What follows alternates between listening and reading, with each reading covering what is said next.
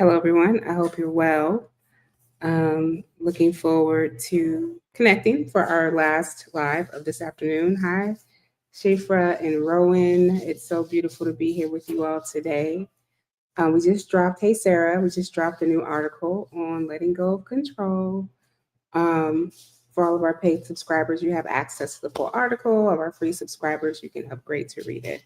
Essentially, the post was really about um, letting go of control, that we are conditioned to want to hold everything as our own. Um, and, for many of us, control is not a preference, it's a survival strategy. So we're all living in this system of oppression, and it is a survival strategy for us to want to control things. And so I thought we could talk about that a little bit this morning. And I just want to invite us all, before I jump into what I jump into, to just think about that for a second. I'll come back to that in a second, Shifra, on Substack. So let's talk about control. It is the thing that we think will keep us safe, steady, worthy, or healed. We've been taught that holding it together is a sign of strength, and that if we just adjust our calendars, our families, our nervous systems, and our careers, we'll finally feel okay as long as we can control it. But control is not safety. Control is a cage that's connected to perfectionism and shame. And for me, I've created multiple identities out of control, controlling how I show up, controlling how much I give, controlling who sees me, the real me. But control has never kept overwhelm away. It actually creates more overwhelm. And so eventually I've had to learn to say that, who am I without the need to manage everything and everyone? And what would happen if I just let go? Like literally, what happens if we all just decide to let go? Um, and I want to just pause for just a second and just do a minute. I'm going to set a timer so I can see it, of stillness, as the invitation to continue on with the conversation. While we do this 1 minute of stillness, I want to also invite you all to think about what you're feeling in your body and any sensations that are present. So I'm going to set my 1 minute timer. And in the perfect world, there would be a visual. Um, but unfortunately, there is not today. Um, so let's do like just 1 minute of just kind of pausing and checking in with ourselves before I keep going. So I just saw my timer and did I just end it? Here we go. 1 minute. All right. 1 minute of silence.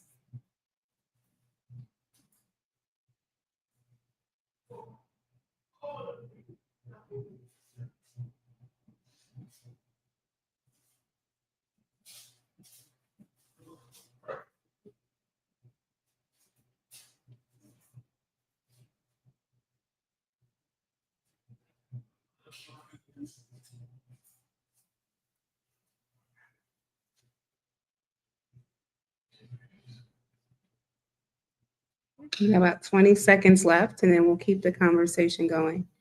Just 20 seconds of some silence.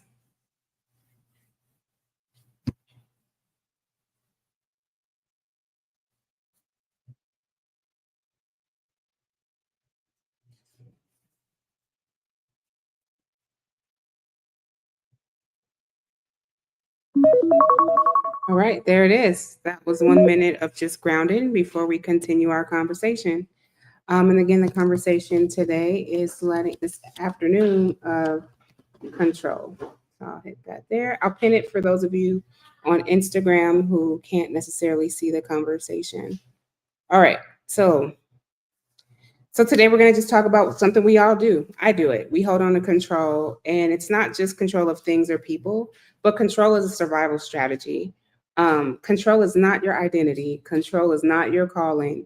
I believe that control is a trauma response, and it's okay to say it without shame. Like, I have control issues. Like, and so what do we do? How do we like let go of the control that we all hold on to? And I think first you have to think about number one, what have you been trying to control lately in your life, right? So number one, what are you trying to control in your life? And then do me a favor. If you are watching this, go ahead and put in the comments just something, one thing. Doesn't have to be everything, but I'm just curious about what have you been trying to control in your life? So I'm going to just add that so people can see it on the screen. What are you trying to control in your life? And you can put that in the comments, because when you put it in the comments, it makes it more relatable and more people may want to connect to what you're saying. So far we have my reactions, controlling my anxieties. That's on our Substack. Anyone here have anything on Instagram, Facebook, YouTube? What have you been trying to control? My privacy. Yep, it could be your kids, your schedule, your emotions, other people's reaction, your online image, whatever it is, you've taken the first step to write it down. You wrote it in the chat, you have put it in the comment section, trying to control the cancer you've been diagnosed with. Many blessings to you as you're on that journey of identifying cancer and how to heal from that. Rage, anger, trying to control the atmosphere because you wanted to stay harmonious. My toddler, I feel that. That's a lot that everyone's holding on to in terms of what you're trying to control. So, one of the things is to ask another question. I want you to go deeper. You know what you're trying to control, but the second question is, what is it costing you? Right? What is it costing you to hold on to all of that? And that's just some of what you shared. So, what is it costing for you to hold on? So you have what you're trying to control in your life. The second piece is, what is the cost of you holding on to that? My health, we have the cost is health. Anyone else? Take your time. Maybe it's your peace. Maybe it's the anxiety in your body, sleepless nights, tensions in your relationship. What is trying to control spontaneity? Sarah says that her connection to anxiety is reducing her connect room for spontaneity. What is the cost of holding on? Write it down, put it in the comments. My peace. It's costing your peace trying to hold on to everything that you are trying to control. My next question is, what are you ready to release? That doesn't mean that it gets fixed today. That doesn't mean that you'll have an answer. But in order to really start thinking about what can I let go and how does this work, we have to ask ourselves, all of us, what are we ready to release? It's costing you your peace. Thank you, Gail. Spontaneity, it's costing you your health, your peace. So then what are you willing to release? If you know that control is impacting your health, your spontaneity, and when I say release, it doesn't mean that it's all going to go away today. It doesn't mean that anything is going to be fixed today. Hey, Janine, but it gives yourself permission to loosen up the grip and allows you to breathe again, right? So are you ready to release the anger? Are you ready to let go of controlling your family? Maybe a lot of us are thinking about privacy. Are you ready to release your privacy? Maybe not. But what is something around that? You can even go deeper, right? So if you are ready to like control your privacy, would the opposite of that be to start curating? You want to control your privacy. So then I can curate experiences that protect my privacy. So creation. So we're moving from control to creation. And so for those of us that are preparing for what's coming, it's finding a drive that is super protected. It is moving to decentralized social media platforms or starting your own social media platform. Like if it's costing you to hold on to your privacy, if it's impacting your mental health, what can you release? So I see someone and a couple friends said that they can release resentment.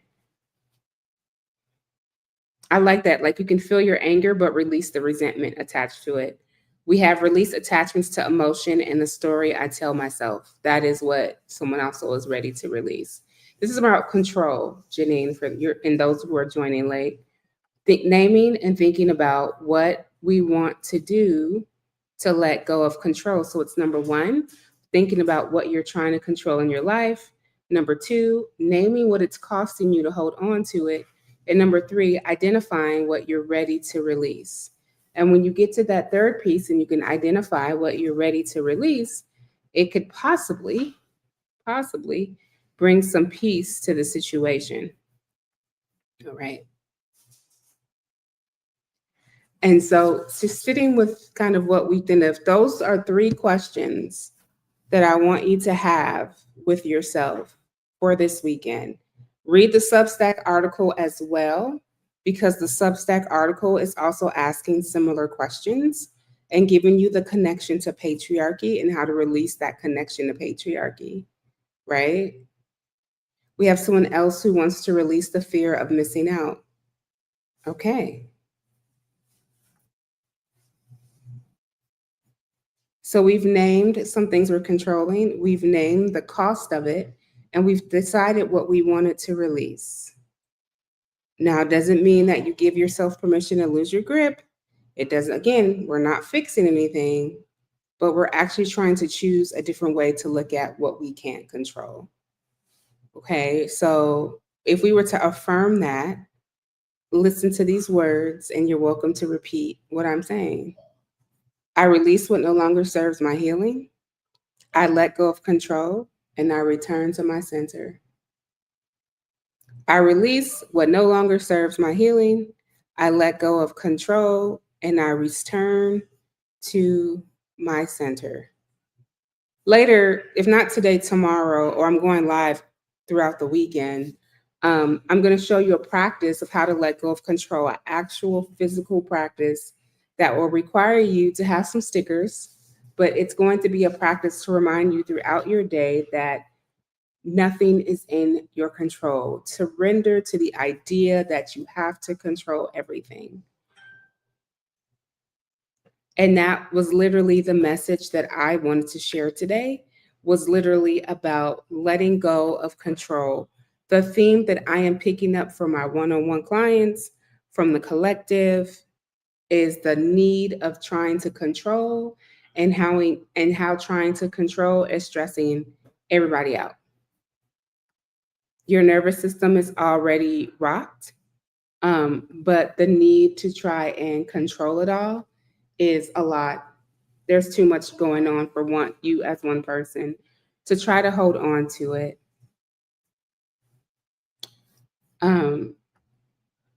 And I actually let me just pull up Substack real quick. I want to throw you some little clues for those of you who aren't subscribed to Substack, but let me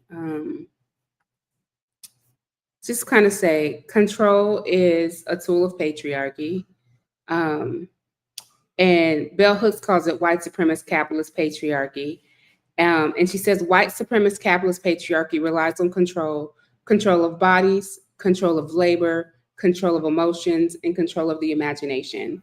And this is on our Substack article that you'll see in Substack today.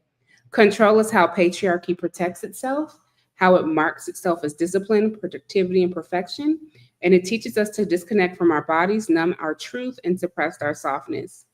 When we internalize it, hey, Gail, we start policing our own bodies, our own rest, and our own worth.